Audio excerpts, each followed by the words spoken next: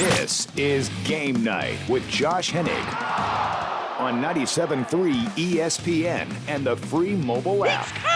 Now, live from the Matt Blatt Kia Studios. What a move! Here's Josh Hennig.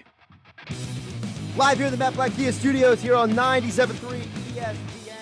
Josh Hennig, Game Night. It's a Monday. We are back in the saddle after a wild weekend. I was very, very fortunate to be the man who was on the radio on Saturday afternoon when all that Eagles news was popping off like crazy.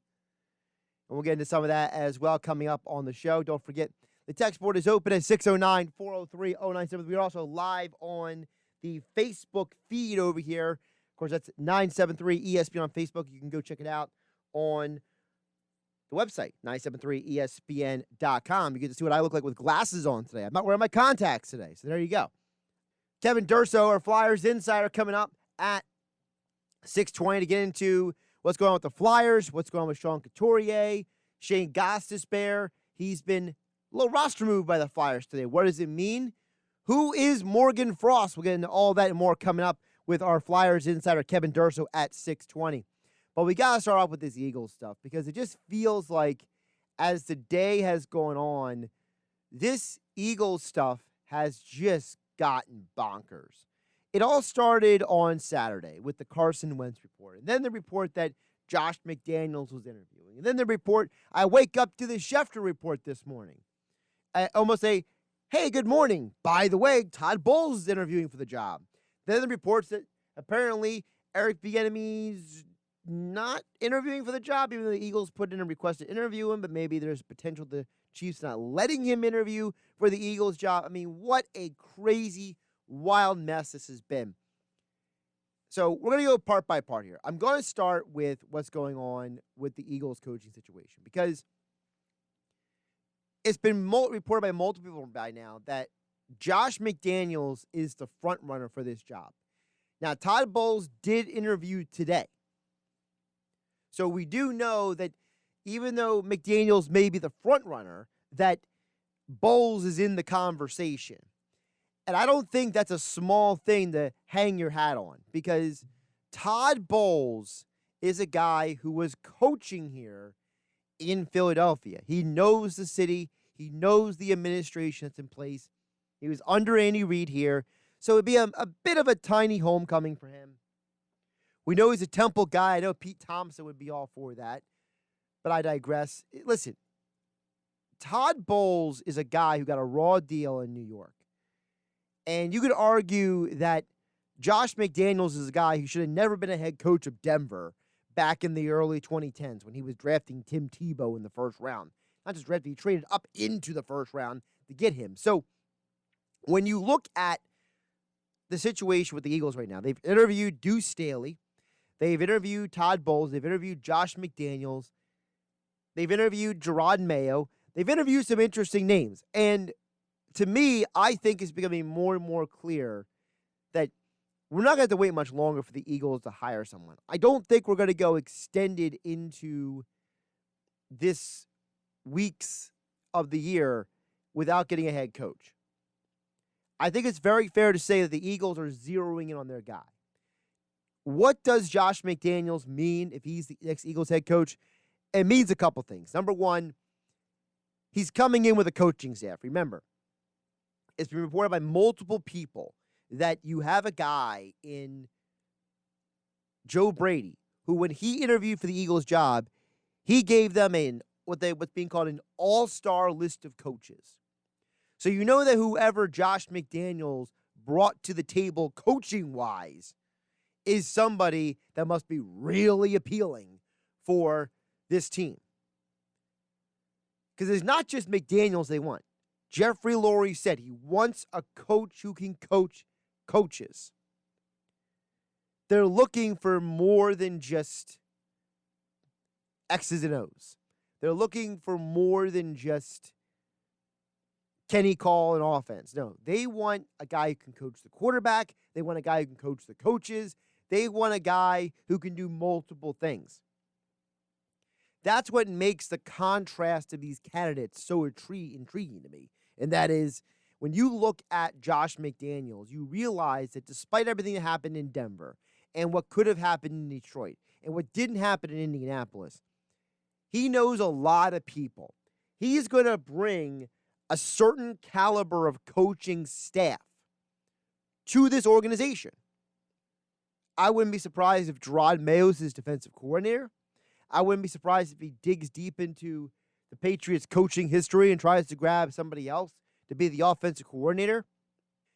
McDaniels, for what people may say about him on social media, he's been around the league for a really long time now, basically 15 plus years. Between the Patriots and Denver and with the Rams for a hot second, a cup of tea coaching Sam Bradford and then back to New England, you know that he has relationships. Todd Bowles has coached in the league now for almost 2 decades. He has a lot of relationships around the league, from being a DC, from being a head coach with the Jets. So you know that both of them are going to bring those kind of people to the table. Joe Brady is going to bring a superb coaching staff, supposedly, to the table. You know that they wouldn't have considered Gerard Mayo if they didn't think that he could bring a certain caliber of coaching staff to the table.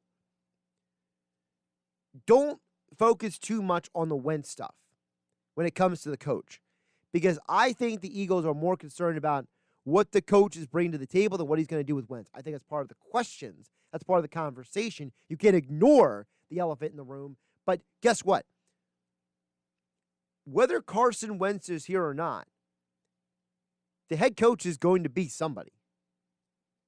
It's going to be fill in the blank. And fill in the blank may be here a lot longer than Carson Wentz. So don't overlook the reality that whether it's Todd Bowles or Josh McDaniels or whoever is the next Eagles head coach, that guy may outlast Carson Wentz. So for the Eagles, that's why Jeffrey Lurie was saying, I want my coach to have these certain qualities and characteristics, because he is focusing on who the coach is, not just who's coaching Carson Wentz. 609-403-0973 is the text board to get on the conversation. Again, Kevin Durso, our Flyers insider, will join us coming up at 6:20 tonight to get more into the situation with the Flyers heading into this game versus Buffalo. A national game, by the way. Coverage begins after 7:30 tonight because it's going to be the game on NBC Sportsnet. It's going to be a national broadcast game. So the Flyers 2-0, getting the national attention, getting the national eyeballs against Buffalo tonight. Of course, you get all the action with Tim Saunders and everybody right now on 97.3 ESPN. Now, the Carson Wentz thing, I talked about this on Saturday. I'm going to reiterate this again. I can't get around the fact that a player, not a person in the front office, not a coach, a unnamed player told Jeff McClain in that article that Carson Wentz doesn't understand and doesn't seem to want to accept that he is hurting this team and he was a reason why they lost games. If Carson Wentz really has that strong of disconnect, if Carson Wentz really is that oblivious or ignorant or blissful or whatever word, adjective you want to attach to it, okay? It's not good. It's bad. It's horrible. It's disturbing, in fact, that he has that lack of a self-awareness. Name me a good quarterback in the NFL who can't get up at a press conference and tell you what he did wrong. Carson Wentz is the only quarterback I've ever seen who takes responsibility and doesn't at the same time for his actions. I've never seen another good quarterback in the NFL do it before. If the Cowboys lose a game, Dak Prescott says, not just, I got to do a better job, he will tell you where he has to do a better job. I've even heard Kirk Cousins get up at press conferences and say, I can't throw that interception. I played like garbage. My team can't win if I play that horribly. I've heard Brett Favre, Carson Wentz's idol, say, that was a bad interception I threw. I can't make those plays, put my team in position to be successful. Tom Brady. You see what he did on the game last night when they replayed it? That one that should have been an interception that was dropped, he said to himself, that was a stupid throw. And he even said after the game, there were a couple throws I wish I had back in that game. I have never, ever heard any of the things I just said to you right now out of Carson Wentz's mouth. I don't want Carson Wentz as the Eagles quarterback anymore. May we be stuck with him? There's a possibility. But if I was in charge, I would find every way to move on. Because this is a problem. This is an individual who does not understand how he is hurting his own team. He's oblivious and ignorant to the reality that he himself lost 3 to 4 games for this team this year by himself. You can blame Doug Peterson, Jim Schwartz, Jason Kelsey, fill in the blank, whoever you want, Howie Roseman. But guess what? If Carson Wentz doesn't throw those interceptions in that Washington game, if he doesn't play bad for 3 quarters against the Bengals, if he doesn't play so miserably in the second Giants game, if he doesn't have those poor plays in the Browns game, there's potentially 4 wins on your resume right there you could have had, but you didn't. You know why? Because the quarterback thinks he's infallible. And anybody who thinks he's infallible cannot be a leader of men. A real leader admits if he makes a mistake, because then he can show his team and his people who are following him what he's doing to rectify the problem. Carson Wentz refuses to do that. 609-403-0973 is the text board. To get on the conversation, 609-403-0973.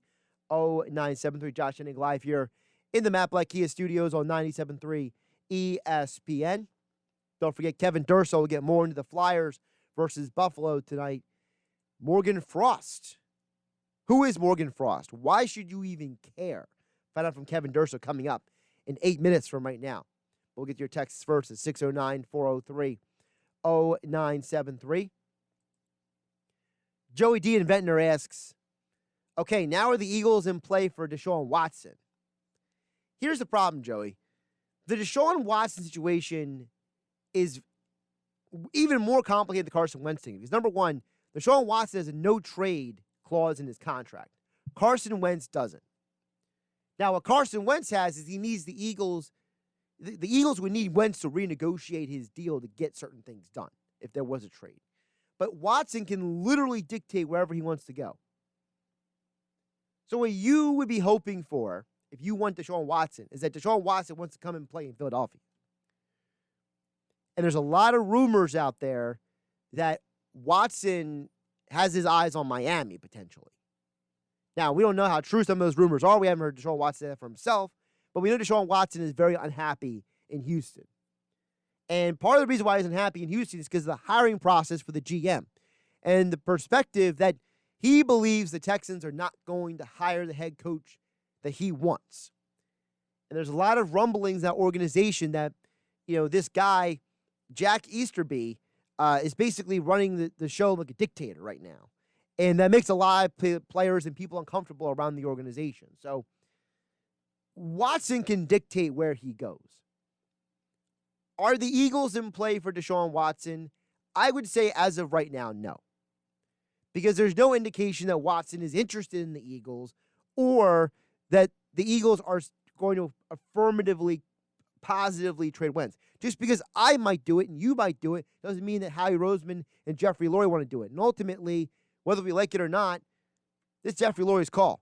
That's the franchise quarterback. That's the guy that you flew on an airplane to go visit in North Dakota. That's the guy you drafted with a second overall pick. That's the guy you invested draft picks and time and coaching staff and all kinds of money in the building and offense around him. The owner's going to sign off on it. So until the owner signs off on it, we are at where we are. 609-403-0973 is the text board.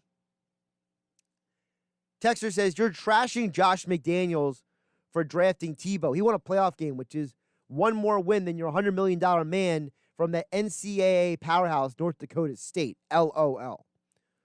Well, Texter, first of all, I'm not trashing McDaniels because he drafted Tebow. I'm saying that myself, along with numerous people who I think are smarter and know more football than me or you, Texter, look at the Tebow draft pick negatively because he traded up into the first round for a guy that most people believed was not a first-round draft pick. You know who else won a playoff game? T.J. Yates. Am I going to say that T.J. Yates is better than Carson Wentz? Probably not. That sounds pretty ridiculous. A lot of guys, we hold this idea of wins and losses to quarterbacks a little bit too intensely. Let's not forget that Tebow in that same game that he won played very, very, very poorly for half the game. He came through clutch in the end, but man, there were parts of that game it was uncomfortable watching Tebow against the Steelers before he threw that deep ball for the touchdown. Let's not forget, the Broncos purposely chose Peyton Manning with an old arm and coming off a massive, serious neck surgery than keeping Tebow. So I'm not trashing McDaniels. What I'm explaining to you is he made mistakes in Denver. Now, has he learned from those mistakes? I'm going to assume he has because Bill Belichick brought him back. Am I going to assume that if he came to Philadelphia, he would not ask the Eagles to make that kind of irrational move again? I'm going to assume so because I think that he's more mature now. And don't forget, in Denver, he had personnel control. He will not have that in Philadelphia. And concerning the $100 million man from North Dakota State, let's not forget that guy, that $100 million man, a lot of people thought he was going to be good too. So for as much as I'm frustrated with Carson Wentz, let's not forget, he didn't go second overall in the draft because the Eagles were throwing a dart in the dark and saying hope for the best. No, he was considered one of the two best quarterbacks in that draft, hands down, by anybody who knows anything about football. So let's have a little context with this conversation.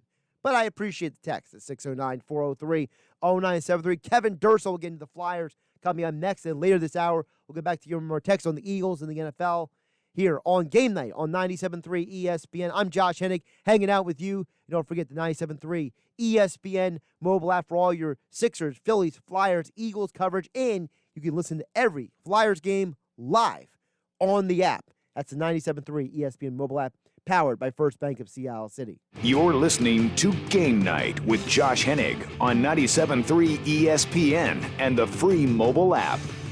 Game Night here on 97.3 ESPN, being brought to my friends over at weightliftinghq.com. Use my code RADIO10 at checkout for 10% off your entire order.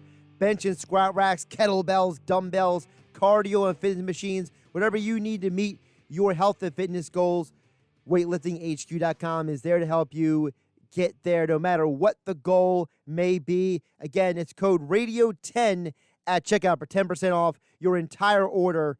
Again, they will deliver right to your home. They're located right here in South Jersey. So no matter where you are in the region that's listening to my voice, whether it's on 97.3 ESPN FM or 97.3 ESPN.com, weightliftinghq.com is there to help you reach your goals.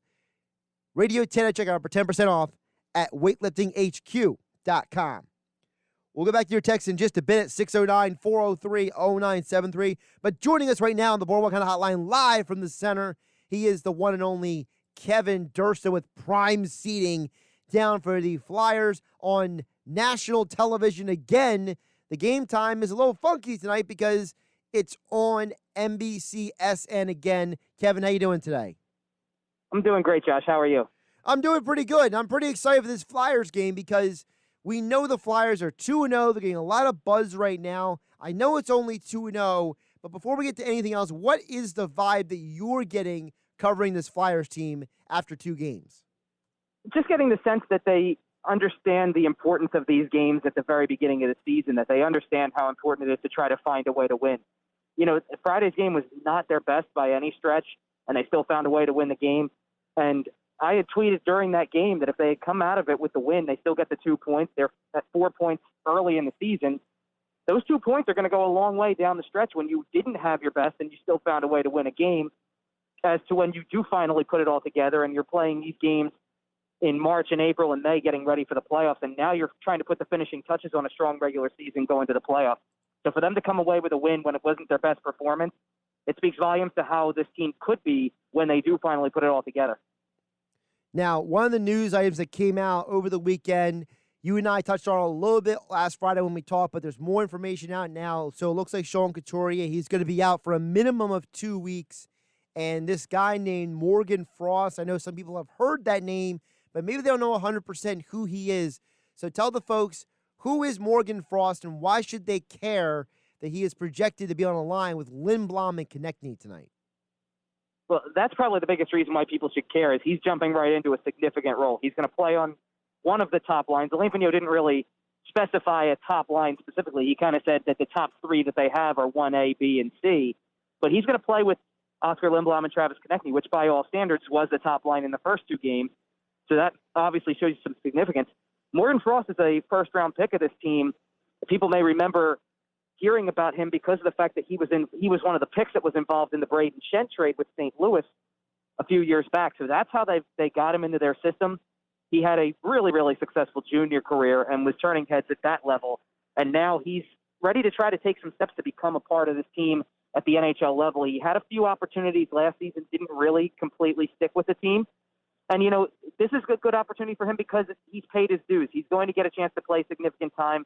Yes, he's filling the void of a guy who was in the lineup previously and who would always be in your lineup. Sean Couturier is pretty much an irreplaceable player when it comes to his defensive ability, combined with his offensive side. You don't just replace a reigning Selke Trophy winner. But they're going to use Morgan Frost to try as best as he can, and this is his chance to show what he can bring to this lineup and to show that he has the offensive chops, maybe has the two-way play as well, to be a suitable center for this team, not just now, but in the future as well. And give the folks a little bit more information about what exactly is Sean Couturier dealing with, because it's a very atypical injury. It's not something that you hear a lot about when it comes to sports.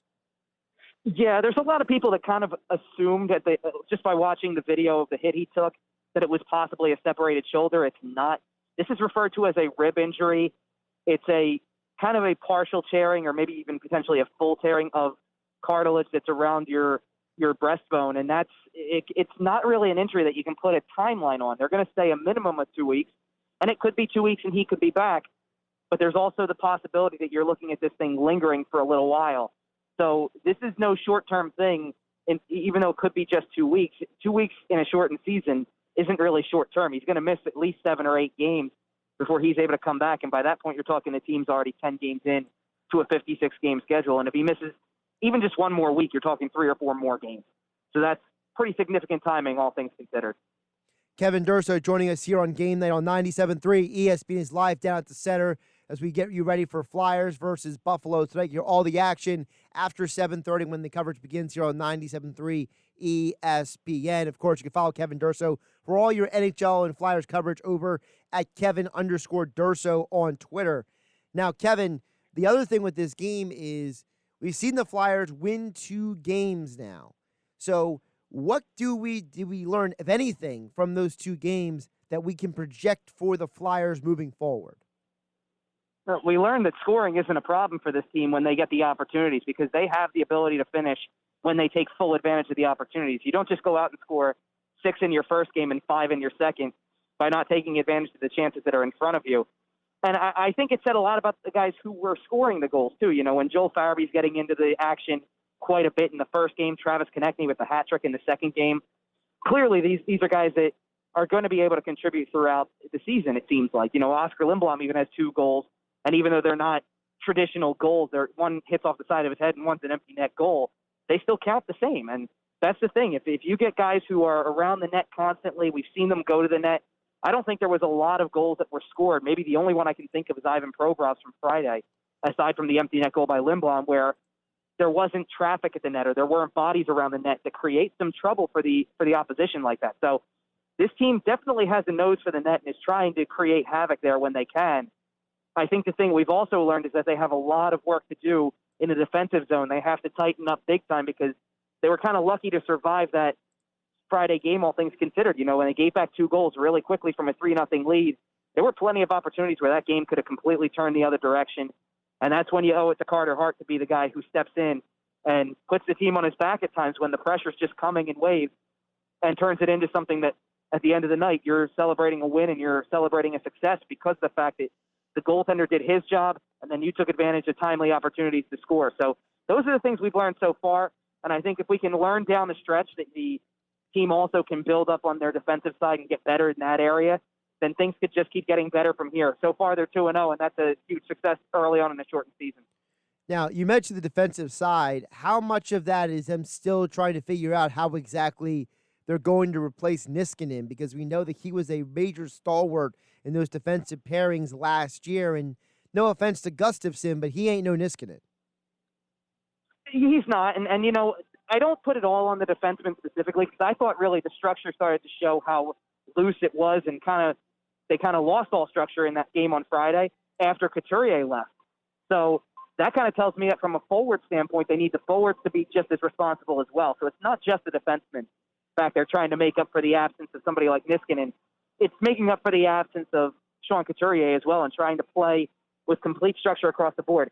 I mean, that's one of the reasons why, for me, one of my players to watch tonight is Kevin Hayes, because naturally he's probably going to be the two-way guy who fills a lot of what Couturier would do, playing on the penalty kill, having a role in the power play, probably the de facto number one center in terms of maybe ice time by the end of the game. And that's where you want to see how he steps up and tries to fill the role, specifically on the defensive side. I couldn't care less if he doesn't really provide the offensive side as a top-line center, or relatively, speaking. But I would like to see if he fills the void from that defensive side, and that's where it will be significant.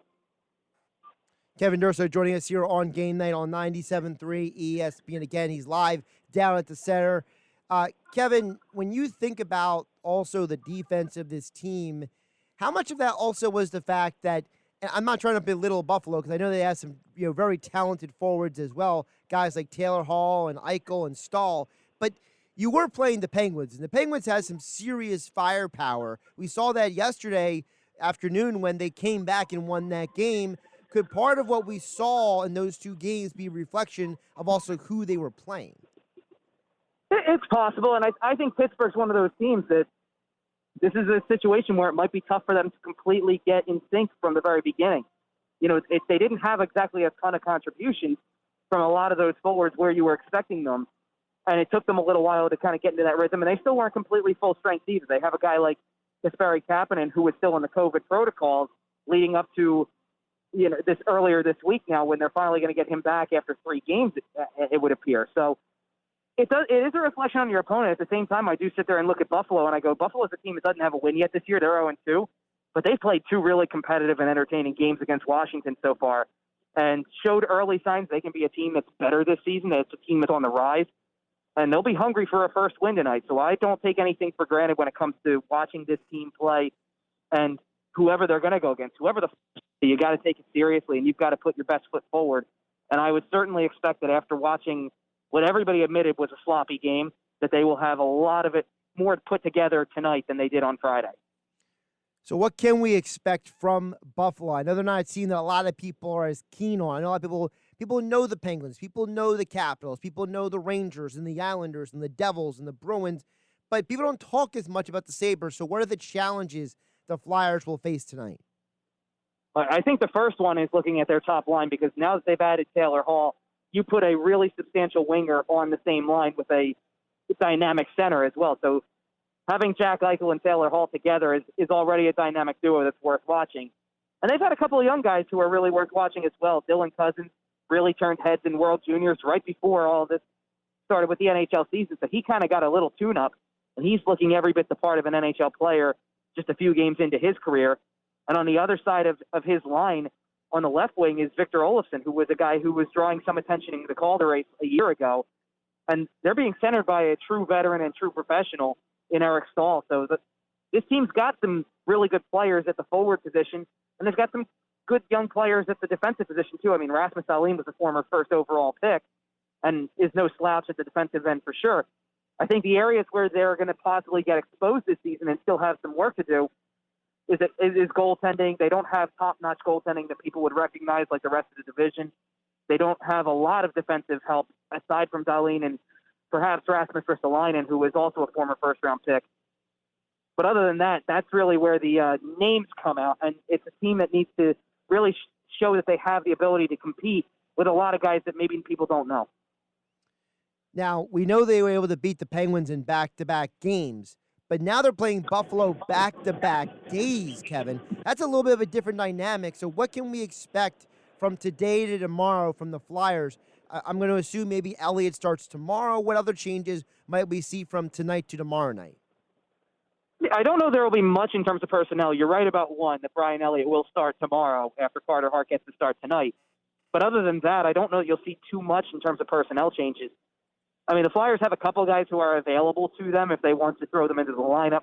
They have Mark Friedman available defensively. They have Connor Bunnaman as the 13th forward right now with Couturier out of the lineup. And they could always choose to try to make a small adjustment there as well. But I think the bigger dynamic of playing a team twice in a row on back-to-back nights is just seeing them that quickly afterwards. It's like a mini playoff series, and you're going to play two games in really short order. And any bad blood that comes from this game, if there is any to come, just carries over to the next night. So this will be an interesting dynamic because as opposed to the first two games against Pittsburgh where there was a day off in between, there's a little bit of time to kind of collect yourself and process what had happened and watch the film back for the players and see where they could improve or what else they could work on. There's really no time to adjust to this one. You're going to have a really quick turnaround and be right back at it the next night. So I'm curious to see if the level of play that we see tonight is maintained through to tomorrow, if the level of play is at a really high level, and then to see if there's any changes that anybody decides to make from a personnel standpoint. Kevin, one of the things that did happen earlier in the day, the Flyers did play Shane Gostisbehere as a non-roster status, and they recalled forward Connor Bunnaman from the taxi squad. First of all, explain to folks, what does non-roster status mean for Gostisbehere's future availability? So it doesn't really mean much for his future availability in terms of just by being on the list. He can be pulled off that list whenever he's ready to go. And it's probably part of his being on the COVID-19 unavailable list as well and waiting for him to come off as part of that protocol. What it also means, though, is that it means he's still a part of the roster. Like, he's a non-roster player for playing, but he is still part of the salary cap, and he factors into it that way. So they have the ability to be able to pull him off at any time. It's not the same thing as an injured reserve. What was interesting is that was the move that they decided to make to get Bunnaman up from the taxi squad when you have Sean Couturier out for a minimum of 2 weeks, and they didn't decide to move him to an IR position, which they very well could have. So I think that's an interesting thing. It might mean that they're going to keep a close eye on Couturier as the days pass to see if he's ready sooner rather than later, so they don't have to go there in terms of trying to figure out whether he's available to play or when he's available to come back from this injury.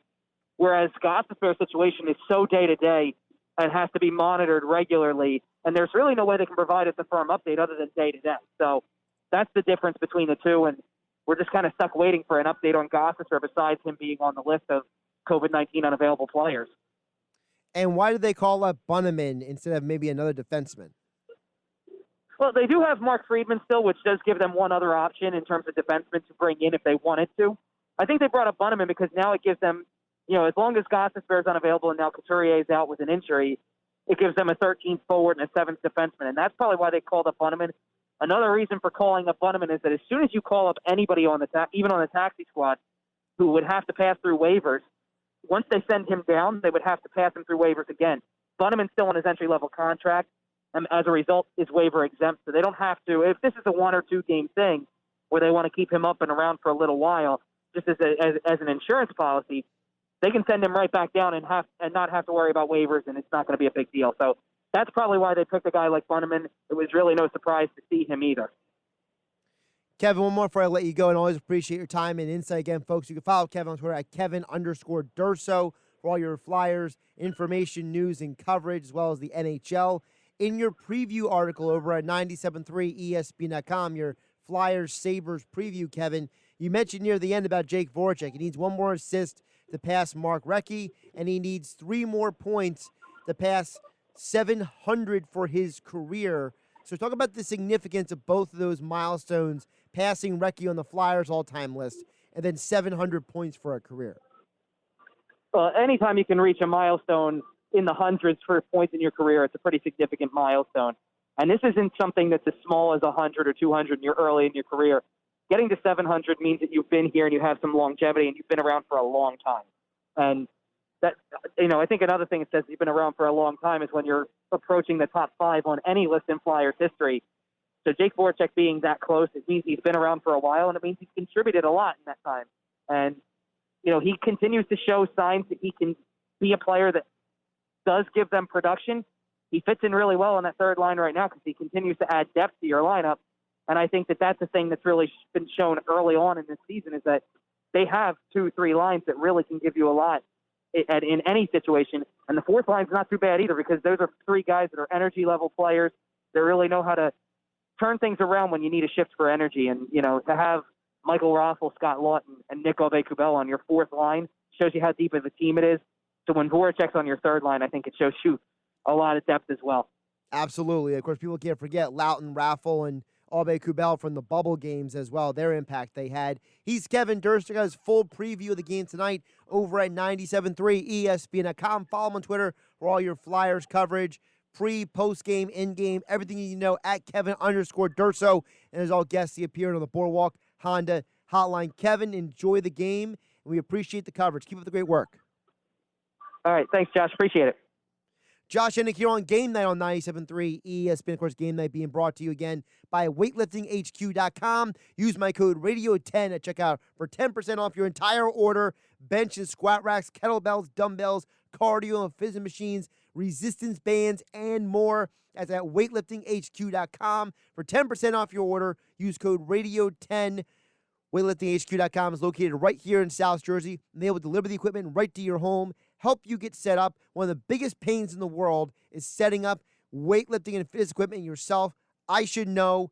You get the diagrams all over the floor, trying to figure out where the bolts and the nuts all go. It's a disaster. But weightliftinghq.com will help you get set up so you can get started as soon as possible, getting your workout routine in, whether you're someone who can't really get away from home because of work and family, or you're someone who can't get to the gym very often because of the way life has been going right now in the world we live in. weightliftinghq.com is here to help you. The code is RADIO10 at checkout for 10% off your entire order. That's weightliftinghq.com. Back to your text next, as well as my FanDuel Sportsbook pick of the night right here on 97.3 ESPN FM and the 97.3 ESPN mobile app powered by First Bank of Seattle City. Now, more Game Night with Josh Hennig on 97.3 ESPN and the free mobile app.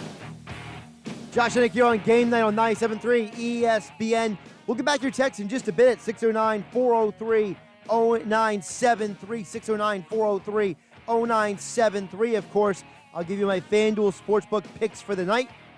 Don't forget, you can watch the Sports Bash with Mike Gill and Hunter Brody every day from 2 to 6, and then Game Night with myself, Josh Hennig, live on our Facebook page as 973 ESPN on Facebook.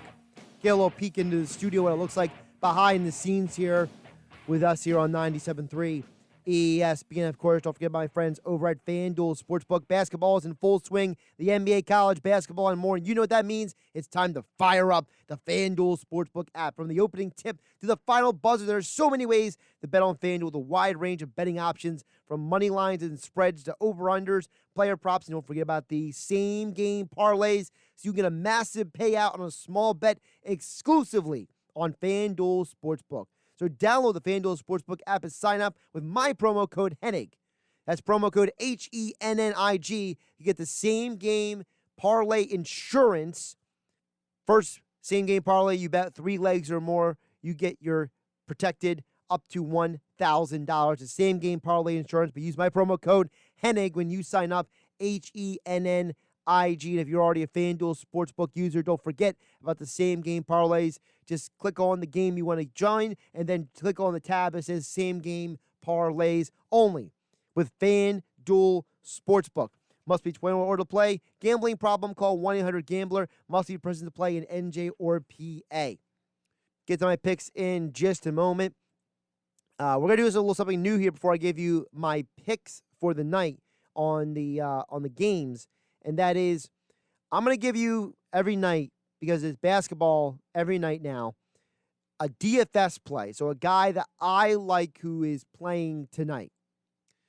And my DFS guy I want to throw at you, first one I've ever done here, is Trey Burke. Now, the reason why I throw Trey Burke out there is because the Mavs are still only playing with about 8 guys because of the health and safety protocols. So, Porzingis, Doncic are going to be out there, but with so many guys not available to play, that is a guy like Trey Burke is going to keep getting playing time. Here's his minutes the last few games. 21 minutes, 32 minutes, 27 minutes, 28 minutes. So he's going to be on the floor. He's going to get touches. And in every game except the last game in that 4-game stretch, he has had double-digit shot attempts. The last game, it was a messy game against Chicago. It didn't really work out as well for him because he got into a little bit of foul trouble. But overall, he's getting shots up. He's getting playing time. You want an inexpensive option for DFS if you're someone who plays fantasy sports. Basketball-wise, Trey Burke is a guy that you can focus on because he's going to get some minutes tonight for the Mavs against the Toronto Raptors, who are not playing Toronto, they're playing Tampa, but I digress. So there's a little DFS option for you guys today. Now, in terms of my FanDuel Sportsbook pick for the night, I'm going to go a little bit later into the evening with my pick. I am going to go with the Chicago Bulls. I know they just played last night against the Mavs, but they are right now a +2 at home against the Rockets. Now, I looked into this. They don't have any major injuries. This is just the book basically saying we don't like the team coming off of a back-to-back. Remember, the Rockets completed that trade, and they're still trying to figure out how to play together. They're still trying to iron out who's playing what roles and where after that trade. No John Wall tonight. He's got the knee issue, so they're banged up. You still have a lot of players learning how to play together. The Bulls are a much more cohesive unit. They are much more together. That +2 is looking very, very appealing right now over on the FanDuel Sportsbook. And maybe you're someone who is trying to say, well, Josh, listen, +2, I don't feel great about that. Well, here's what you can do. You can jump on the same game parlay. You can buy the number down to maybe 3 points. Take the over-under as well. The over-under started at 227.5. It's dropped down to now 225. Maybe that's a sign you want to take that under. Maybe people are already betting the under. Maybe get that number, combine it, get a value play. Bulls, I think they might just outright win tonight, actually, to be honest with you. I don't have a lot of faith in this Rockets team. I think they're still trying to figure some things out on the money line tonight. The Bulls over on FanDuel Sportsbook are a +110. So some options for you in the same game parlay. That's with FanDuel Sportsbook. 609-403-0973 is the text board. 609-403-0973. Dan from EHT chimes in and says, is it too late to ask Doug Peterson to come back? It's a little late. I think that ship has sailed. In fact, there are conflicting reports over the weekend. Some reports said that Doug Peterson may just take an entire year off of coaching. There are other reports that he has legitimate interest in the Seahawks offensive coordinator position. I know the Seahawks are doing a wide-range search for the next OC. So, listen, the ship has sailed on Doug. You're stuck with whatever you get. You just got to hope that whoever the next head coach is, he's bringing in a legitimate good staff for the Eagles. Because, let's be realistic, I think we've all had enough of the Press Taylors and Mike Rose of the world. I think we've all had our fill of those kind of coaches. You need some coaches with a little bit more juice and a little bit more vision than those guys. 609-403-0973 is the text board. Text chimes in and says, that wasn't even a deep ball, Josh. It was a screen pass to Tebow through to Demaryius Thomas that he busted off for a huge run. The Broncos' defense kept them in the game, and a lucky screen pass got them the win. Where's Tebow now? No need to explain anything about Tebow shaking my head. Well, listen, Tebow still made a good pass. And it was, it was like a 25-yard pass, and then he caught it, and he sprinted across the field for the touchdown. I give Tebow credit for the pass. I just think he played bad the rest of the game. Texter goes on to say, by the way, my parlay for the night is Bulls, Spurs, and Flyers. We are thinking alike tonight. Well, listen, I do like the Flyers tonight. I just am not somebody who gets too involved in the analysis of hockey because I don't feel I know as much as like a Hunter Brody or a Kevin Durso about hockey on that level. But I do like the Flyers tonight to win the game. You can hear the Flyers coming up at 7:30 tonight on 97.3 ESPN. Tim Saunders, Steve Coates call all the action. Who does the Spurs play tonight? Let me check it out real quick. Spurs are playing. Spurs playing right now? Spurs play the Blazers. Spurs already won, so there you go. You're basically halfway there. Man, what's going on with the Blazers this year? That team has been total Jekyll and Hyde. Maybe they need to fire the head coach. That's apparently the Sixers fans' reaction. You know, every problem with the Sixers was fire Brett Brown, right? Could possibly be the players. So let's fire the head coach. Fire Terry Stotts. I say that in jest, obviously. I'm Josh Hennig. You can follow me on Twitter at Josh Hennig. I'll be back for Game Night tomorrow night on 97.3 ESPN and the 97.3 ESPN mobile app.